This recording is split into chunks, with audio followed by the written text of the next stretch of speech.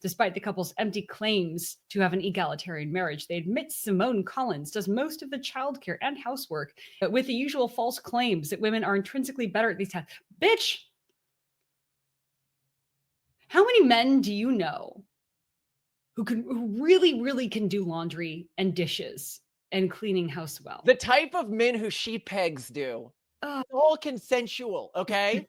Let's be clear here. It's not that I don't keep my wife in chains or bark orders at her or tell her what to do or make her make my food or do most of the cleaning in the house or handle our livestock, but I'm a feminist, which means I also force you to earn most of our money. Would you like to know more? Hello, Simone. It's exciting to be here with you today. We have news articles about us all the time. Just yesterday, we had a big feature in the Washington Post.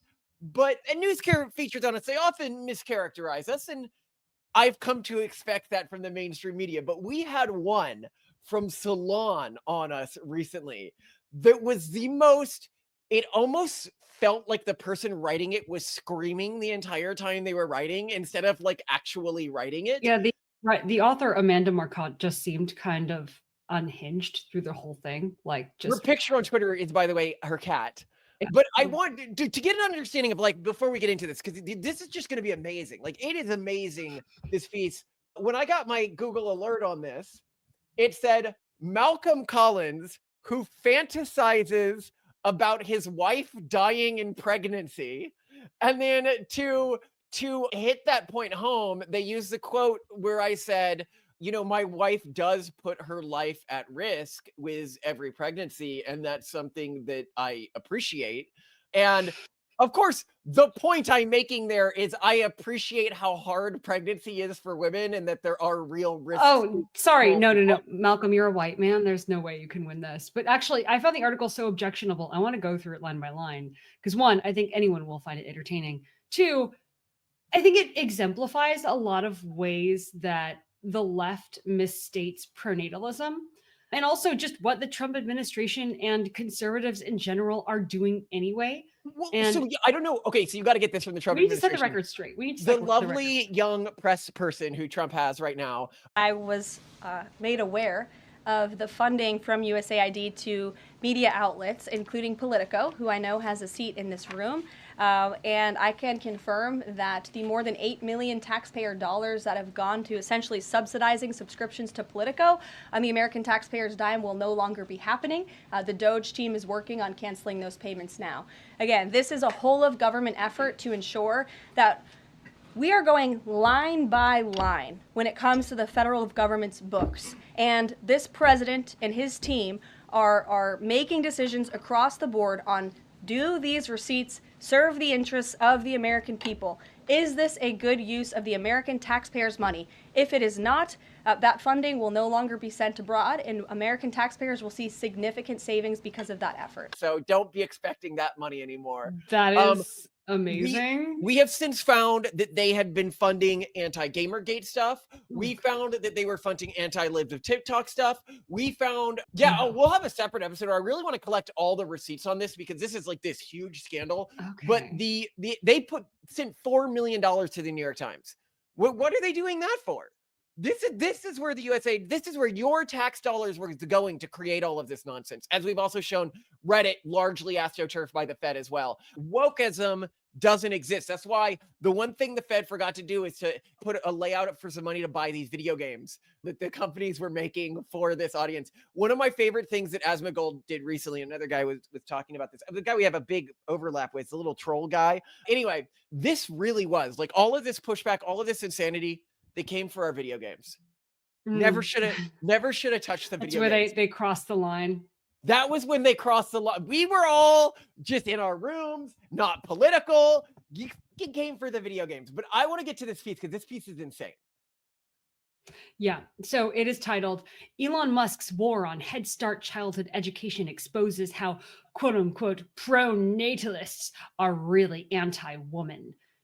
So let's go into it. Thank you, Amanda Marcotte, for that beautiful. Oh, amazing. And actually, the subtitle of this article quotes you, Malcolm. Quote, "You do not want to give money to women," unquote, declared one leader of the movement to make more babies. Beautiful. Beautiful. I'm going to start with a section that focuses on us because it will better demonstrate to our audience how intentionally lying the author of this article is writing for a mainstream newspaper, which I think will be shocking to you because if you aren't close to a subject of a piece, you can sometimes think, well, maybe the truth is in between. Maybe they're just being bombastic. And I think this shows just how just straight lies pretty much everything you read in something like Salon is. On Tuesday, the Washington Post published the approximately billionth profile of Simone and Malcolm Collins, whose entire existence is built around getting soft-focused media coverage meant to misrepresent the toxicity of their natalist ideology. Okay, first off, that's insulting because we actively try to Be bring spicy. in negative coverage. We ask people, like when journalists come, we're like, hey, make this controversial or no one's going to read it. So soft focus, excuse me? Ouch. She continues, the two are thin, wear nerdy glasses, and repeatedly swear up and down that they're neither racist nor sexist, which is often enough for the credulous audiences to code them as, quote, liberal, unquote, or at least not MAGA, which... We are the most MAGA.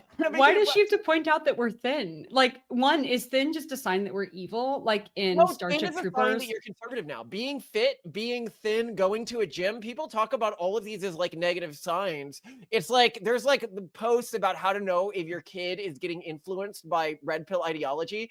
And it's like, is he working out? Is he masturbating less? I don't know. No, because she talks about how we wear nerdy glasses and are thin, and therefore people think that we're liberal. I think she thinks that MAGA people are fat, which also doesn't make sense. I don't know. But anyway, very strange. And she says, but of course, the ruse is a millimeter thick, and not just because they love Donald Trump. Despite the couple's empty claims to have an egalitarian marriage, they admit Simone Collins does most of the childcare and housework, but with the usual false claims that women are intrinsically better at these tasks. Bitch! How many men do you know who really can do laundry and dishes and cleaning house well? The type of men who she pegs do. The type of men who she pegs do. I mean, Malcolm, I love you, but you're just so bad. You're so bad at it. And then she's like, wait, you're supposed to use soap in that. And I'm like, it looks fine without it. Look, it smells. Literally, Malcolm's response when I like hold something up and I'm like, this is unacceptable. He's like, it's not going to make you sick. That is his excuse. That is his standard. That's the point of cleaning. His standard of cleanliness is, will it make you sick? If not, it's fine. So I'm glad you understand, Simone. So disgusting. I can't. And by the way, also we do, and like this is also a complete misstatement. You, like a big common thing that we constantly share, this is very well documented, is that the only reason I chose to have kids was because you were willing to always do 100% up to 100% of the childcare. I never did anything. That's not true. You always take the kids to the doctor. You always pick them up. You always drive them around. You're the one who takes them to all these things. You go to all the parent meeting things. I don't do that. And we you know, I handle a lot of in-house stuff because that's what's easiest for me to handle. And it bothers me that she says this, but we do obviously find that we as a couple, and this is not universal, tend to gravitate toward more feminine and masculine roles when it comes to. Like, it's not true that women are better at cleaning and doing laundry. And I'm like, well, I don't know what women you've dated, but I have found that they are much better at those tasks. Yeah, I don't. Do you think this woman just like lives in a pigsty, like she lives like Asmongold or something?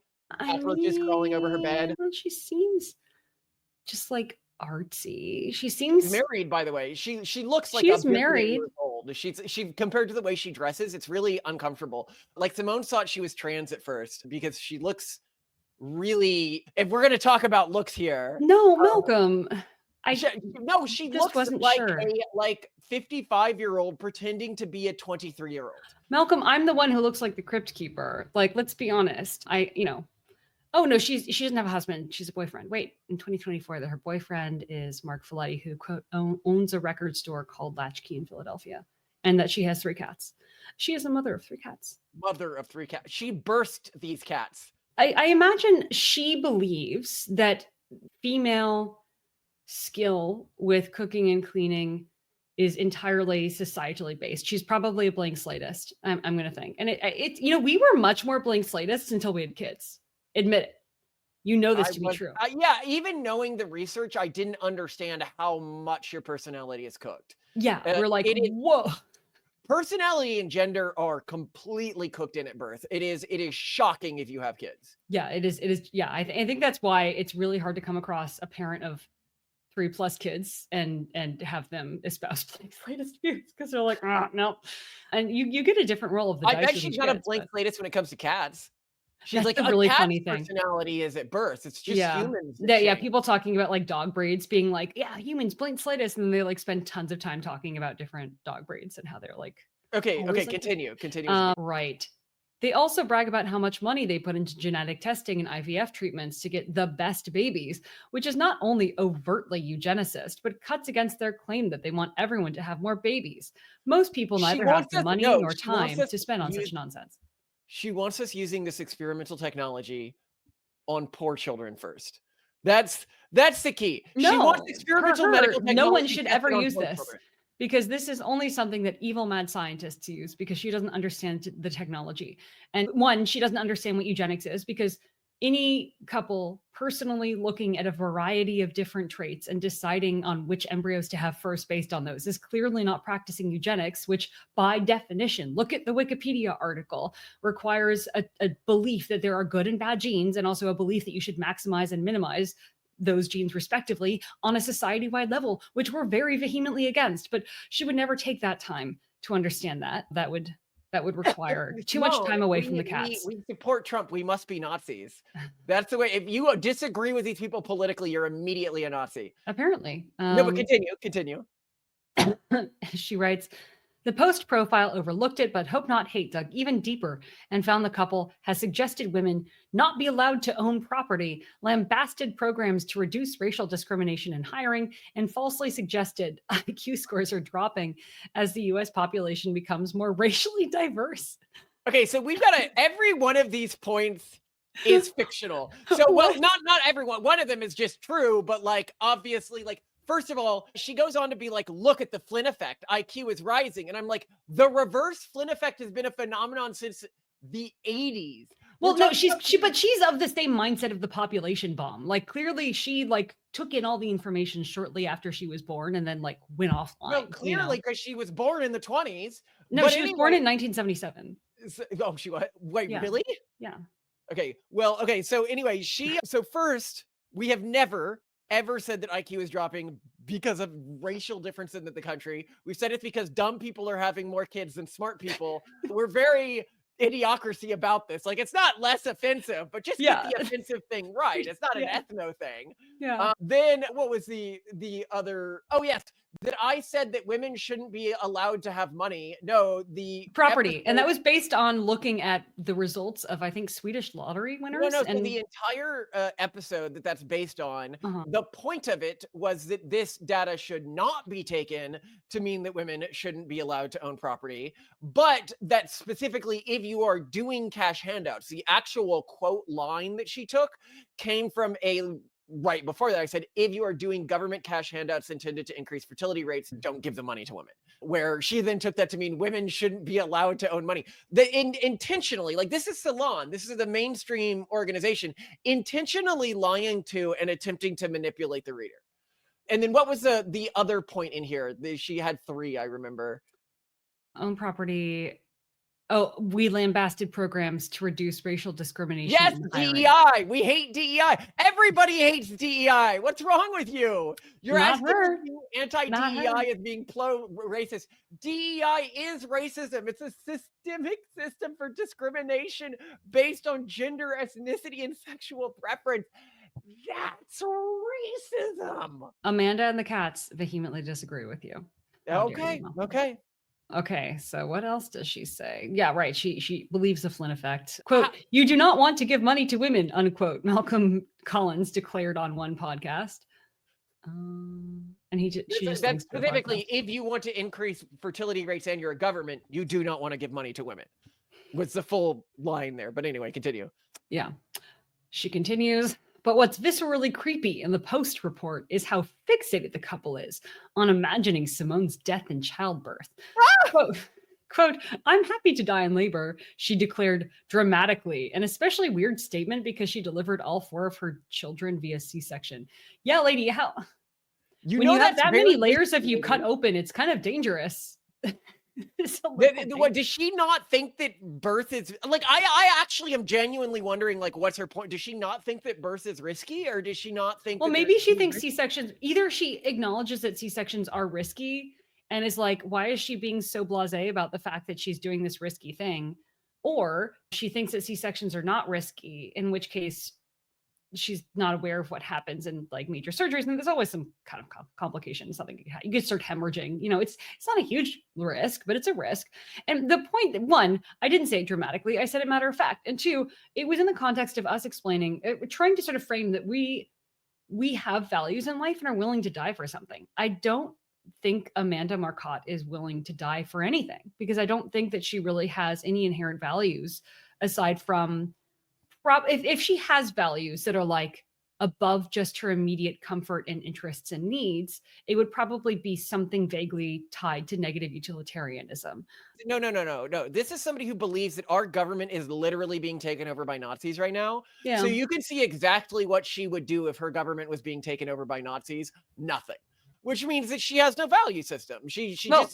Malcolm, she makes money from shilling articles about how the government is being taken over by Nazis. Well, how is she going to make any money now that USAID is shut down? We now know that they were funding all this shit. Like, how is she going to make any money? How's she going to make it? But no, clearly the Salon doesn't have fact checkers anymore, which is nice. Just get rid of all that. Times are tough, Malcolm. Anyway, she talks about you. Malcolm Collins also fantasizes about his currently pregnant wife's death, seemingly gloating that, quote, she's putting her life on the line, unquote. They deliberately inject unnecessary physical suffering into her pregnancies, including the use of IVF, an incredibly taxing and painful process, for the strict purpose of genetic engineering. Lady, I can't have kids naturally. I'm infertile. Like, unnecessarily?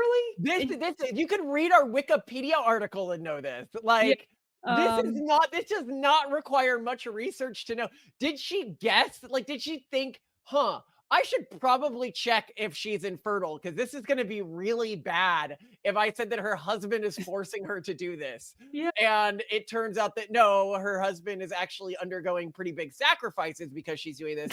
And that how can you be so delusional to not see when a husband is like, I appreciate the sacrifice that my wife is making from that statement, and instead think that I am like getting like excited the about mere the fact idea that you of my wife acknowledge dying. yeah.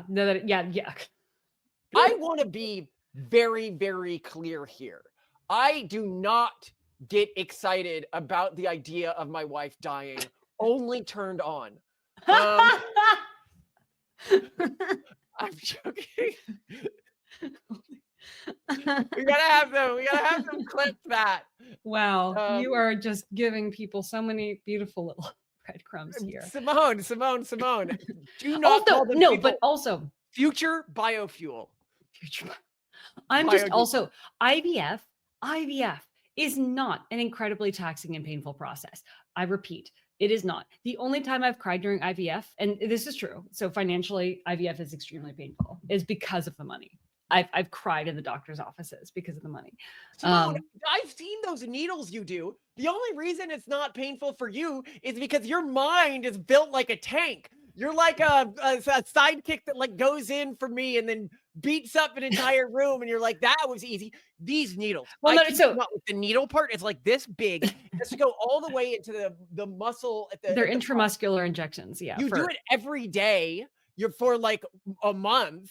No, I think longer than a month. It went on forever the last time. And I'm obviously doing it now. But I figured out the trick. And by the way, if you're doing these intramuscular injections, especially if your house is a little bit cold, and ours is, sit for an hour with the vial in your pocket or in your bra if you're wearing one to warm it up. and you will not have the long-term pain. So I used to think that you had to inject yourself and then massage in the oil, and I would still be sore like the entire next day at the injection site. No, the oil just needs to be warm. You need to inject warm oil and just body temperature warmth. Like, it makes it so much less uncomfortable. But Whoa, to your you're point talking about this hurt for days afterwards. You're doing this for months. You do she, go through a yes, lot. but it's, yes, I do. So she writes about this.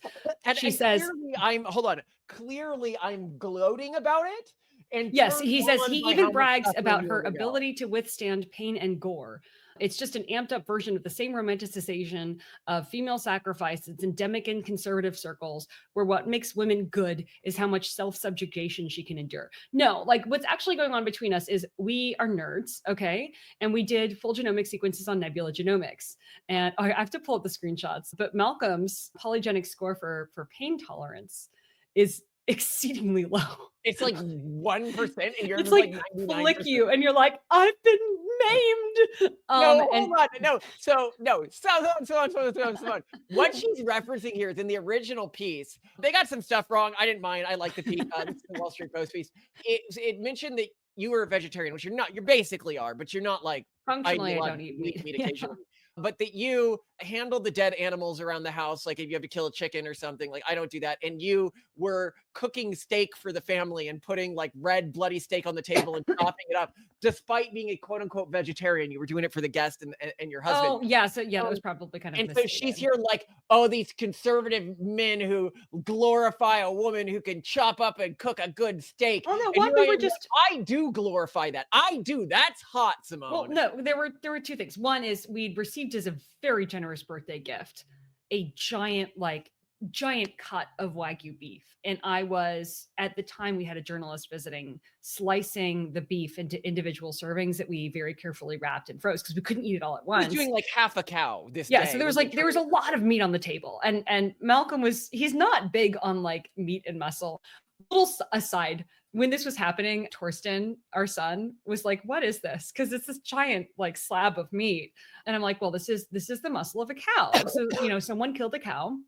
They put a hammer in its head and it killed it. And then they cut it into pieces, and we were gifted this piece and we're gonna eat it. And he's like, "Mommy, are you gonna eat my meat?" Like, "No, Toasty, you're too small." You're too small. It's not that you wouldn't eat his meat. He's just you gotta like the wicked witch you are. He was Fatten him up a bit first. he was so practical about it. He's like, "Oh," like, because I was explaining, like, all of us have muscle. Like, this is on all of us, and we eat the muscle of some other animals, and like, it's something you need to be aware of. And because I want our kids to know, you should never eat anything that you wouldn't be willing to kill. And I just thought that was so cute. But anyway, so the journalist noted that like Malcolm kind of had no interest in working with raw meat. And most people don't have a lot of interest in working with raw meat. And then secondarily, we're nerds. And your polygenic score for pain tolerance is very low. And also my polygenic score for, I think it's in the 98th percentile. Like, I'm able to tolerate immense amounts of pain. And that is a thing that we really appreciate, because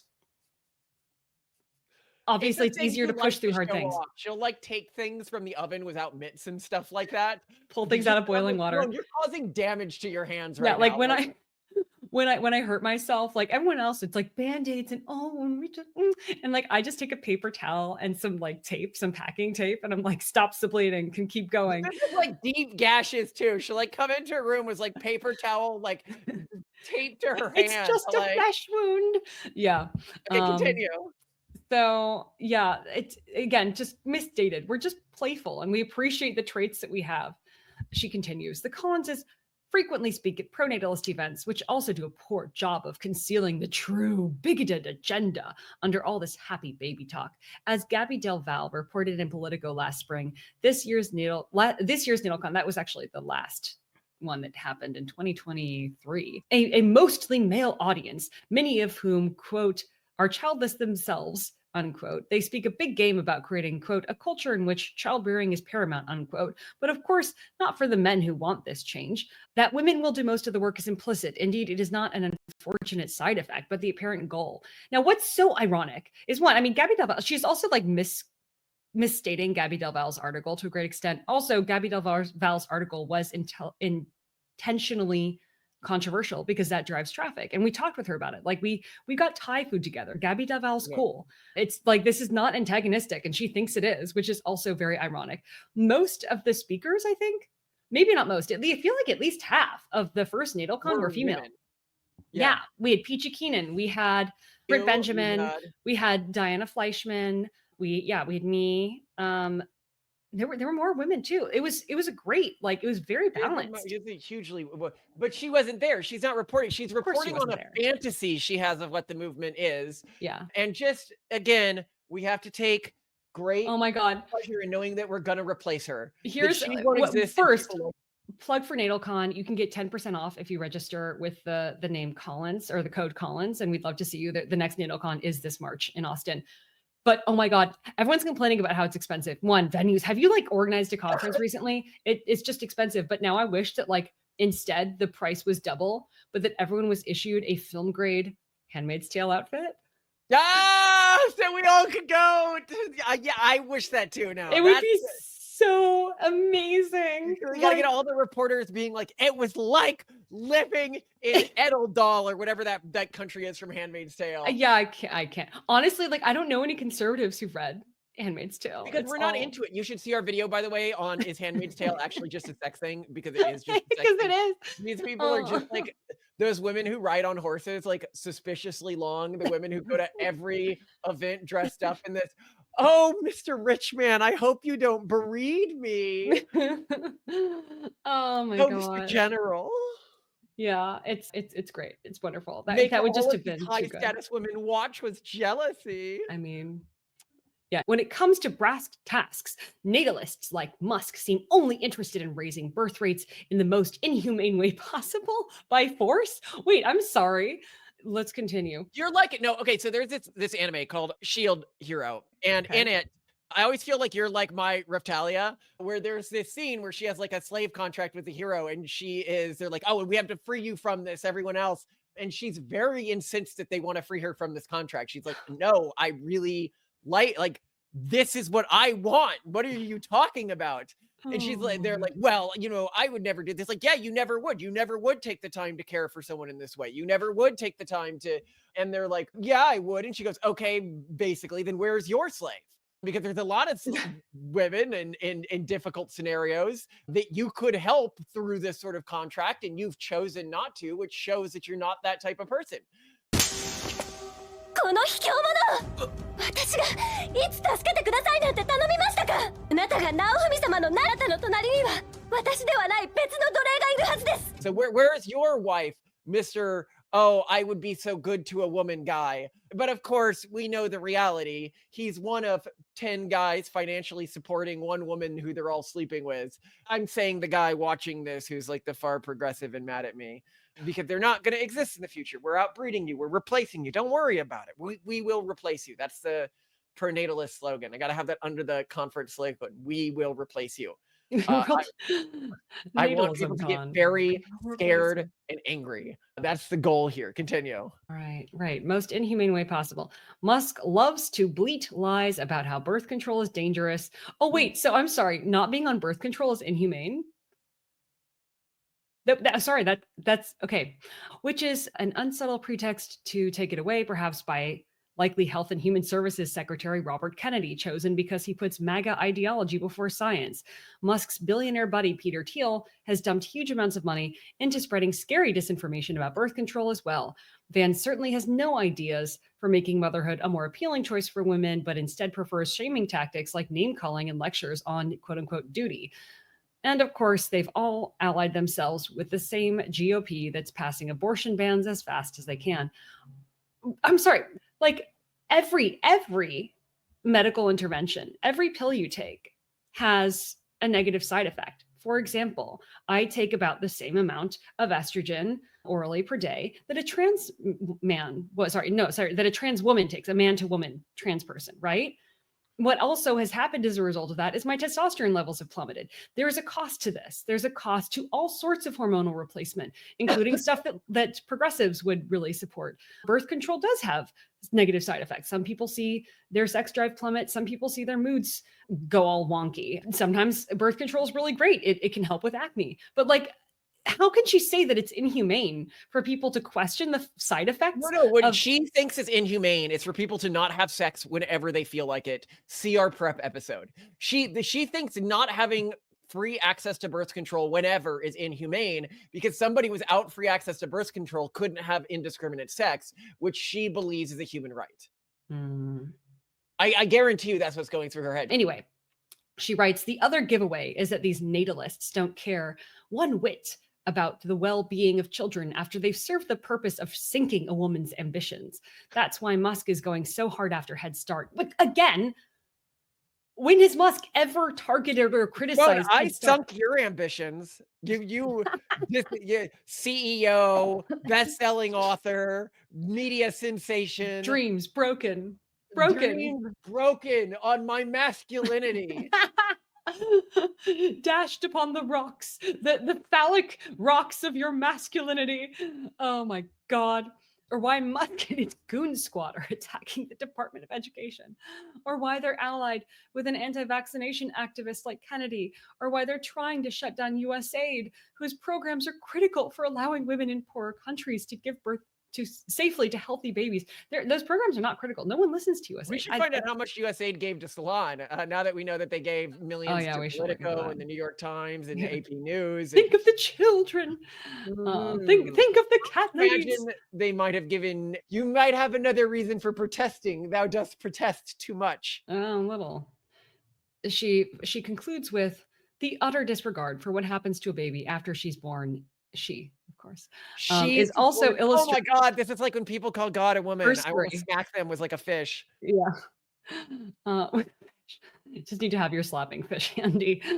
Well, we were talking about hysteria earlier today, and apparently in ancient Greece, they thought that the woman's uterus, this is what hysteria was, would become dislodged and block their other organs, like their brain and stuff. Like put pressure on other organs and like cause problems. And so the way that you would coax it back is at the bottom entrance to a woman, you would put something that smelled good, and around her mouth and nose, you put something that smelled bad. Got scared away. So that is what this woman needs to relieve herself of her state of hysteria over Trump winning. And if you look at her articles, by the way, it's just Elon, Trump, Elon, Trump. And it looks like someone who's having a psychotic break. It honestly looks kind of like a schizophrenic having a psychotic break, but I know that that's like a journalist to beat. It's just that they look really similar in some cases, which is unfortunate. No, I think she's like genuinely, and it's so funny that for so long the left thought they could turn Elon and Trump against each other. We saw this. They thought, I don't think anyone is still harboring this idea anymore. Now they're like, Elon's Hitler, Elon's the unelected president, Elon, you see this in all the protests now, but the idea that they could turn him and Trump against each other would just like a car got hit. They had no idea what they were getting into with this. And it caused them to, I think, waste a lot of time while Trump and Elon were eating the zone. And now they are terrified. Anyway, utter disregard for what happens to a baby after she is born is also illustrated in the post profile of the Collins. The couple rails against car seat laws and daycare regulations, basic common sense measures that keep children alive and safe. I'm sorry, lady. In many states, I think probably most in the United States, kids are in car seats until like age 12. It's completely unreasonable at this point. And I think a lot of people don't realize this because she is of a generation, as are we, where at like fairly reasonable kid ages, we were using adult seat belts.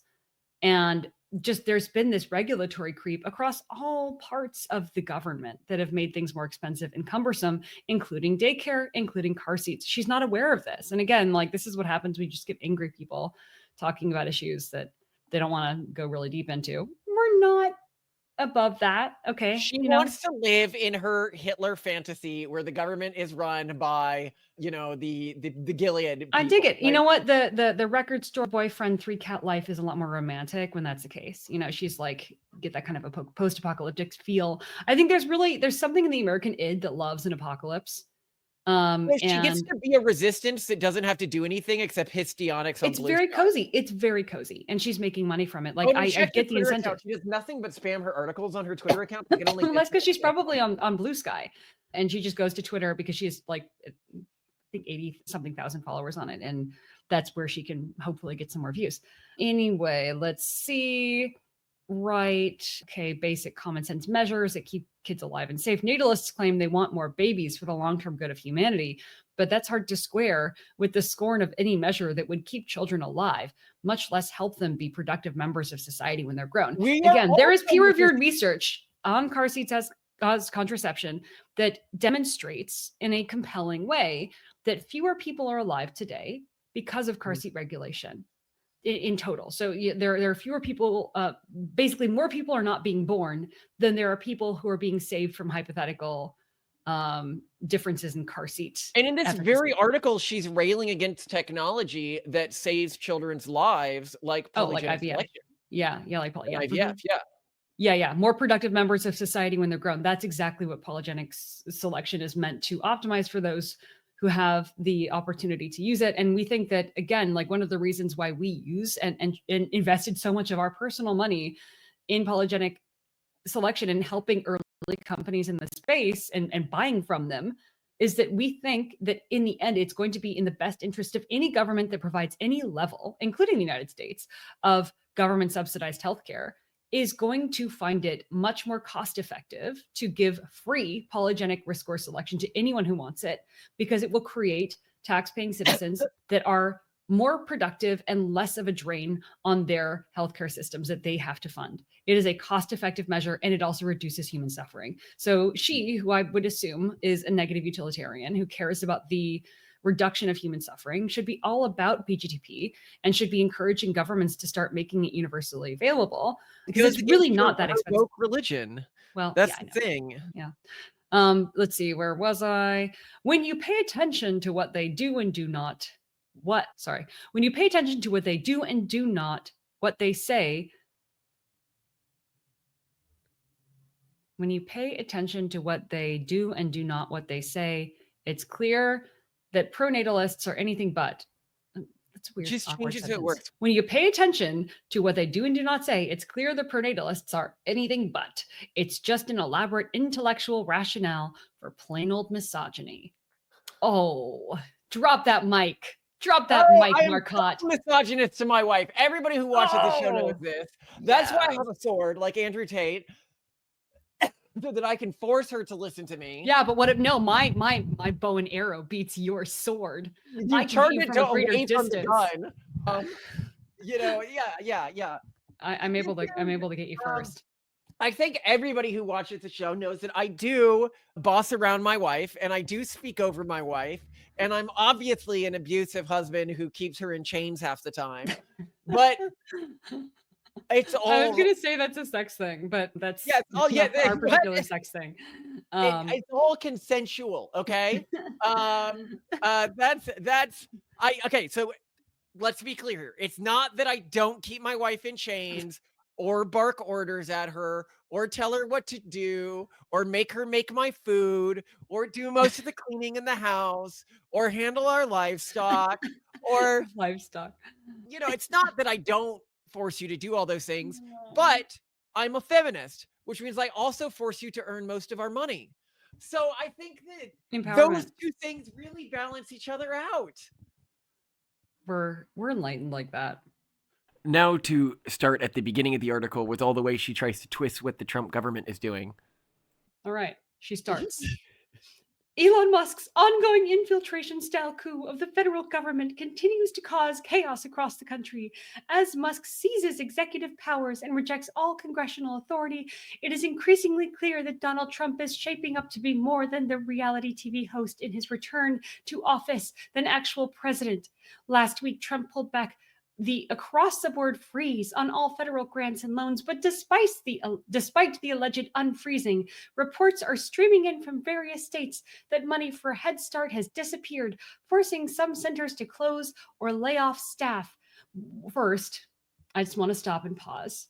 Multiple daycares that we sent our kids to when we still did daycare would just close and stop Randomly. working at the drop of a hat. Like I can't emphasize the extent to which daycares, mostly driven by the terrible daycare regulation in the US, By the the way way, that they don't do this for the people who are on government funding at the daycares, Well, because that's a slightly different thing. So No, one, when it comes to kids being sick, they will always send home the private pay kids, and they will keep the government kids because those Yeah.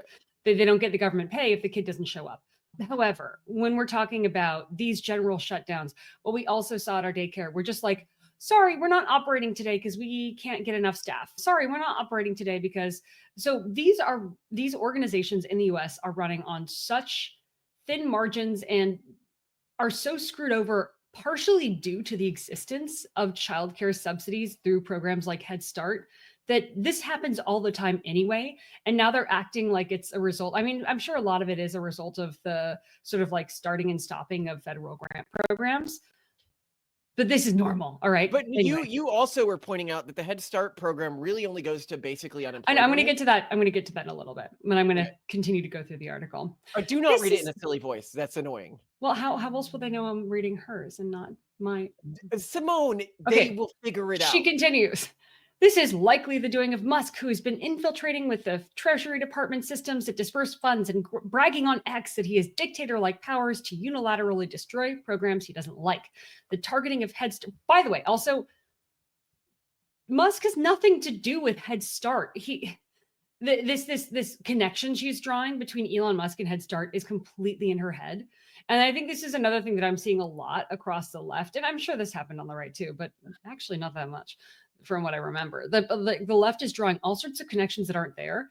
They've lost their mind. I don't remember them freaking out when Fauci basically had the power to lock every American in their house. Like, oh, these unelected people, how dare they? Yeah, anyway. She writes, the targeting of Head Start, a program that provides early childhood education and support for over 800,000 children, isn't a surprise to those who combed through the Project 2025 handbook. This blueprint for a second Trump term explicitly calls for the elimination of Head Start, hiding behind false claims that this program is somehow bad for children. But the driving animus the right has long harbored against Head Start was never focused on children who benefit tremendously in both long-term measures like increased likelihood to attend college and short-term measures like improved self-esteem and self-discipline. No, the program has been targeted by conservatives because it makes it easier for young mothers to have jobs or go to school, helping women ensure economic independence. Okay, there is so much wrong with this paragraph. That's why I'm like, we have to talk about this. So, okay, first, what actually happened with Head Start? On January 27th, the Office of Management and Budget, the OMB, issued a memo that just paused all federal grants and loans because they're like, this is a mess. We're going to. Oh, and this is where they found that they were giving condoms to $50 million in condoms to Gaza that they were using for bombs. This is a major like anti-fraud effort. Okay. So the freeze was quickly rescinded following legal challenges and judicial intervention, but confusion caused by the freeze did disrupt some operations for some Head Start programs. So even though apparently there were assurances that Head Start would be exempt, at least 45 programs serving approximately 20,000 children across 23 states did report difficulties accessing funds.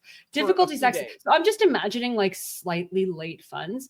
But again, to my earlier point, because daycares are so poorly operated, and a lot of this is the result of adverse incentives and regulation and systems that have been put in place by the government that include programs like Head Start, they expressed some difficulties. And this has led some, although there's no number given, some programs to temporarily close or reduce services, which, by the way, again, every other week in all of our daycare programs that we were in and that we paid through the nose for. So whatever, impacting families who rely on childcare to work or attend school, which, yeah, childcare sucks in the US. And that is just how it is. You don't need the Trump administration to prove that. Anyone who is actually getting childcare, and it seems like and the it's author a of large this part article due to is regulation. The Fertility Roundup 4 did a great breakdown of this, Mhm. where they showed, and we talk about this in our our latest fertility stats Mhm. video. One of the recent ones where a lot of the really high cost of childcare in the U.S. is shown to be because of the regulations that are put in place Mhm. by Democrats. By the way, get to the spicy stuff, Simone. Well, no, Head Start. This is stuff that doesn't matter. Head Start is basically not available to the vast majority of Americans. So this argument that she's making that Head Start helps women achieve economic independence is complete bullshit. because families must have an income at or below 100% of the federal poverty guidelines to be eligible for Head Start. They may accept up to 10% of children from So families you with must incomes. not have financial independence to be eligible for Head Start. Yeah, so basically, as long as you don't have a job, you're eligible. But then as soon as you make money, you're not eligible. So no, I'm sorry. Head Start is actually a disincentive to allow women to work. So when we're talking about the federal poverty line in the United States for a family of one, so if you're like a single mother, that's $15,650 a year.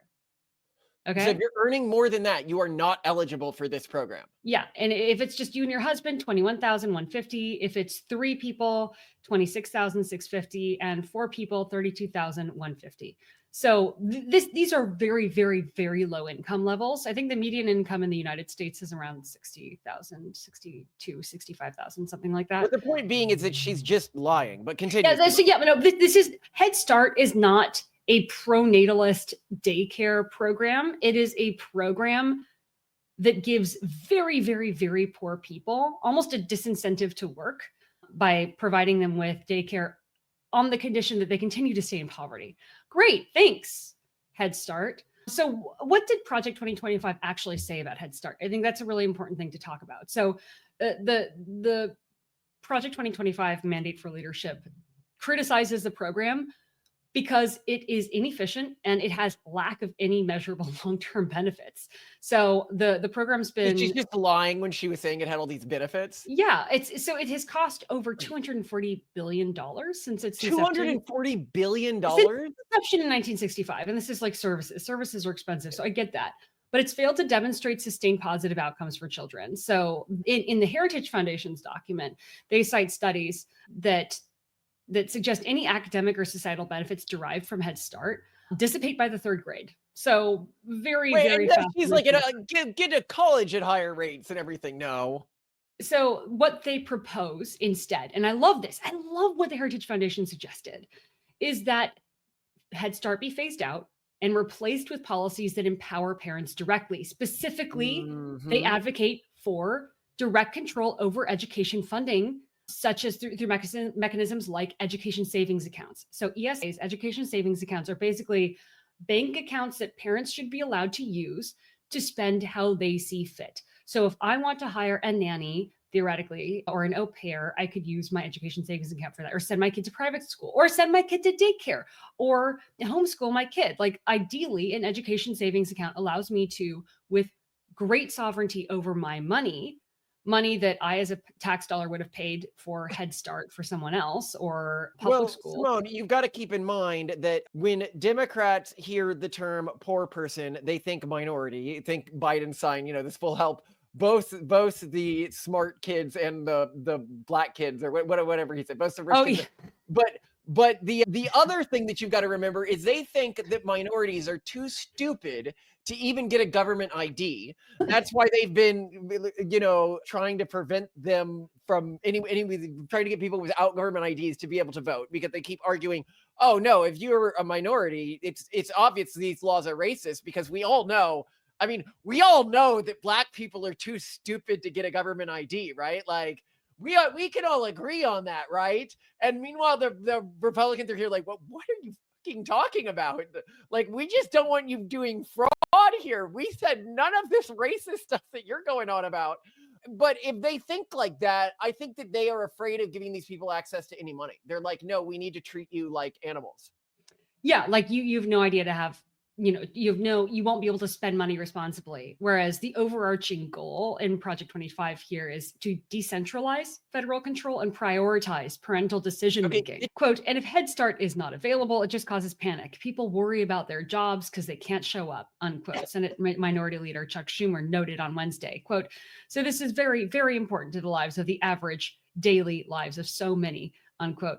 Oh, of so many, but only, the people who are barely making anything and barely working, because you that's what you get. All of those jobs that earn less than $15,000 a year. Yeah, all those full-time jobs that earn less than $15,000 a year. Well, hold on, let's do this. But you have to worry about missing a day. $15,650. What's the federal minimum wage? Is $7.25 per hour. That is $15,000. Okay, so if you work full-time at federal minimum wage, you are just a little bit below the poverty level. So Okay. you wouldn't qualify for this. If No, you're no, earning, you would, because you would just make it. You would just make it.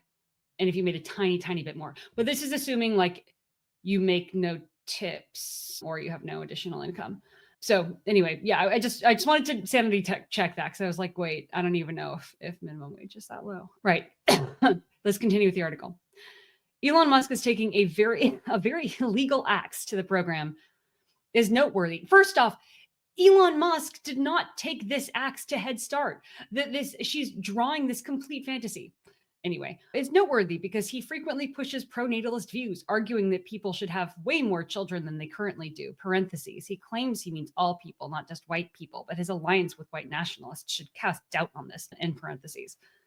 So again, drawing. what alliance does he have with white nationalists? Well, she links this and it goes to another Salon article that she wrote. Oh, thank you, Amanda Marcotte. Quote, Hitler actually had some decent points, unquote. Musk's covert coup is guided by internet trolls. Musk's illegal government takeover is scary on its own, but the people he's bringing along make it even worse. Oh, I want to get to us. Yeah, okay, fine. We're going to continue with the article. But of course, anyone who sincerely wanted to increase birth rates would not only protect Head Start, but advocate for dramatically expanding it to become a universal daycare program.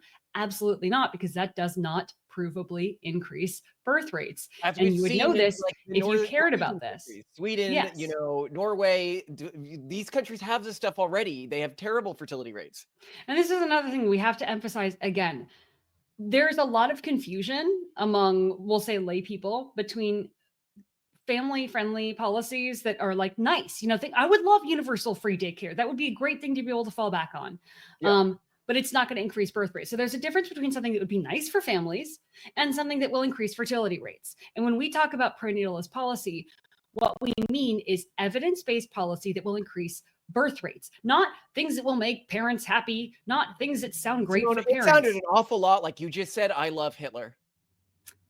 I guess I did. It's just so sad. Anyway. Right. But however, our dear author insists and research on this front is crystal clear. Women across the socioeconomic spectrum delay having children because they fear correctly that having kids young will harm their financial prospects. Free universal childcare may not in itself address these concerns, but any program that would work would likely start here. That's interesting. She's basically written in her agenda right there. She's like, I mean, obviously, universal childcare won't really solve the problem, but we should have it anyway, which is very annoying. She continues, if these well-worn arguments feel like a waste of pixels, it's because they are based on a false assumption that natalism has anything to do with birth rates. Instead, natalism is a thin disguise for a movement whose real goal is to reinstate race and gender hierarchies that elevate white men above everyone else. That much was made clear during the presidential campaign, which featured an endless number of unearthed comments from now Vice President J.D. Vance, which showed his natalism was most likely just overt misogyny. He yelled about childless cat ladies and declared women shouldn't be able to leave men who She is beat a them. childless cat lady, by the way. Well, yes. As I mentioned, her Twitter account is pictures of cats, and she she appeared to have appears children. childless. Yeah.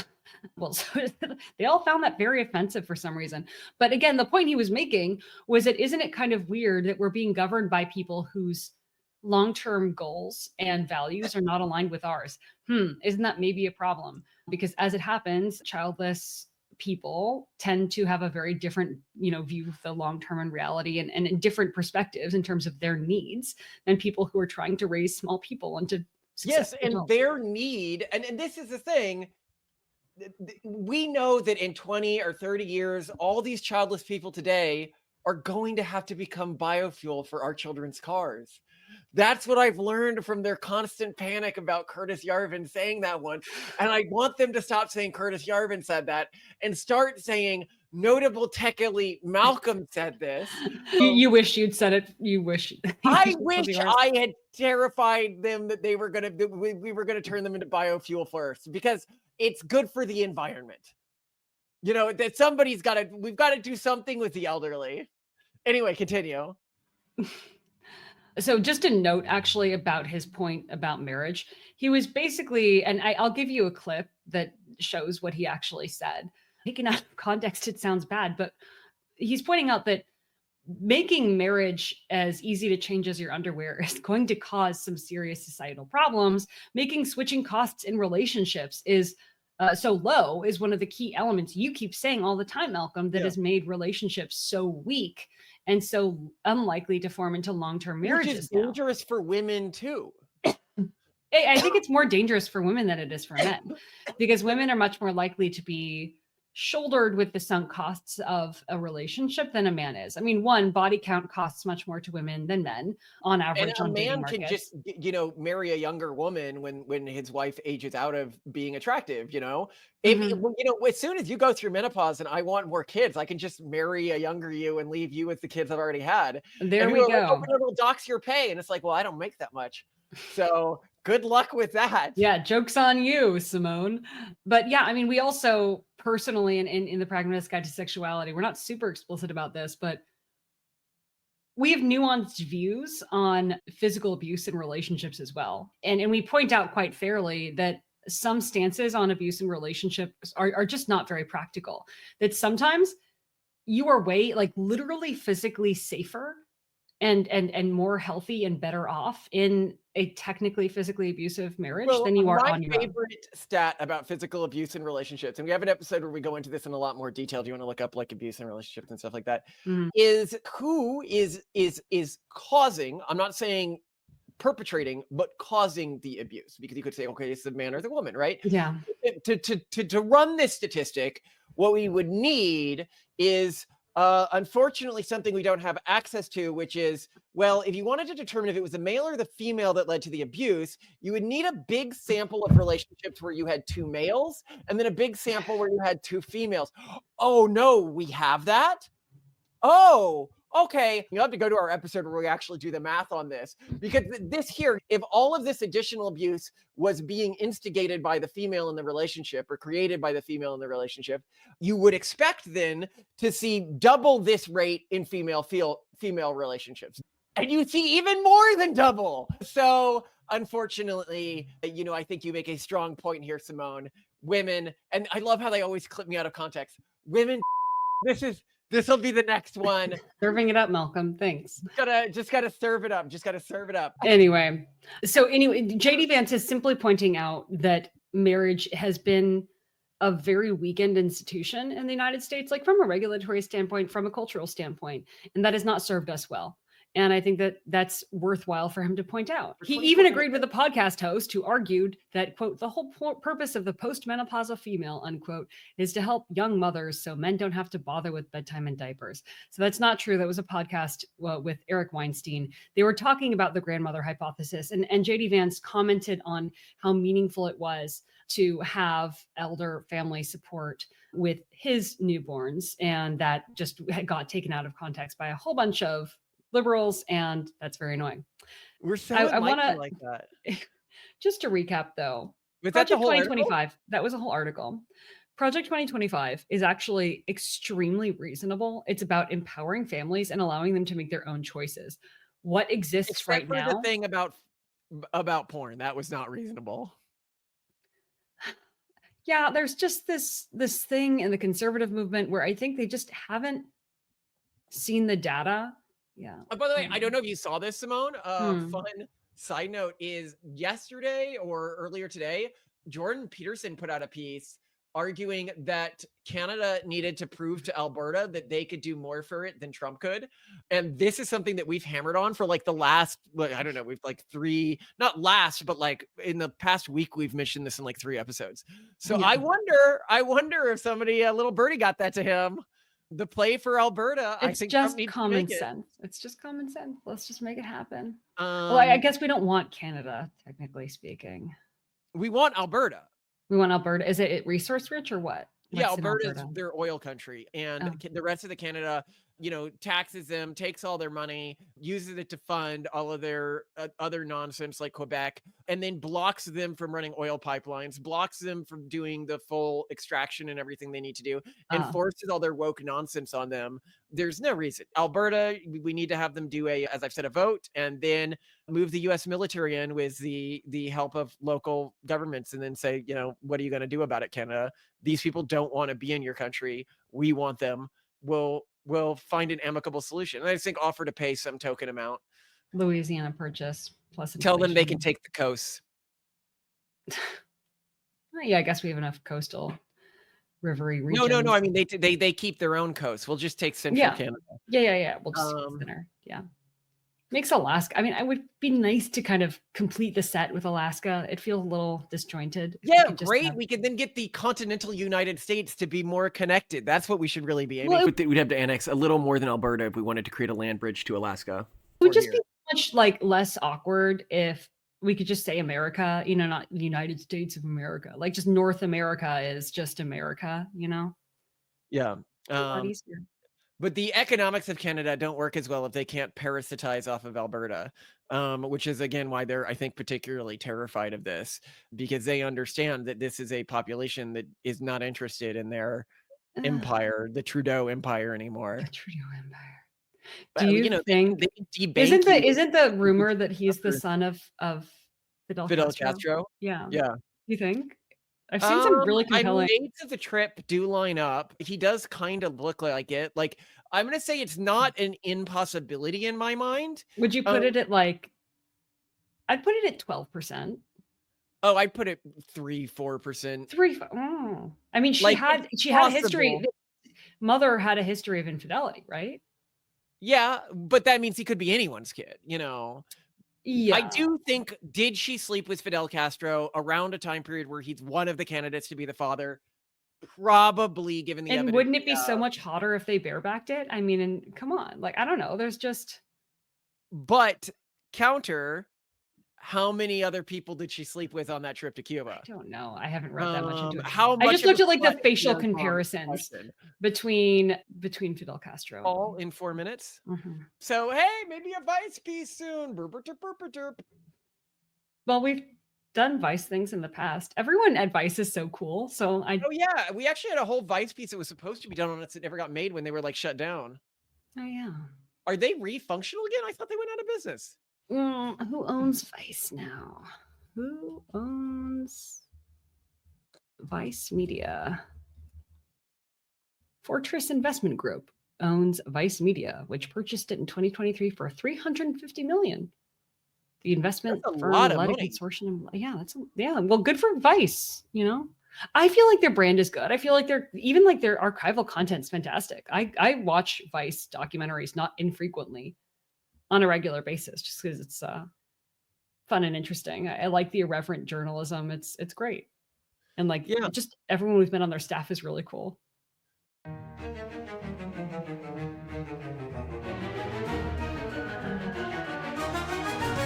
In our towers high, where profits gleam, we tech elites have a cunning scheme. Unproductive folks, your time is past. We'll turn you into fuel, efficient and fast. Just get in line to become biodiesel. Oh, stop crying, you annoying weasel.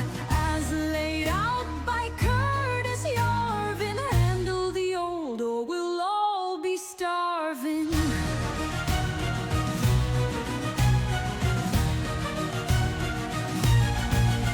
Why waste time on those who can't produce when they can fuel our grand abuse?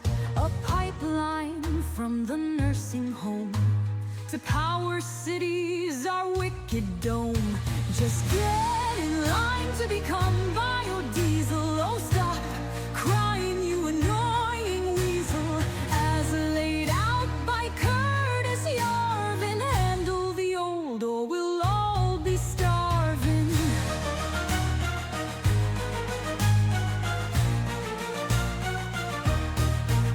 With every bite and every code, our takeover plan will soon explode. A world remade in Silicon's name, where power and greed play their game. Just get in line to become biodiesel. Oh, stop crying, you annoying weasel. As laid out by Curtis Yarvin, handle the old or we'll all be starving.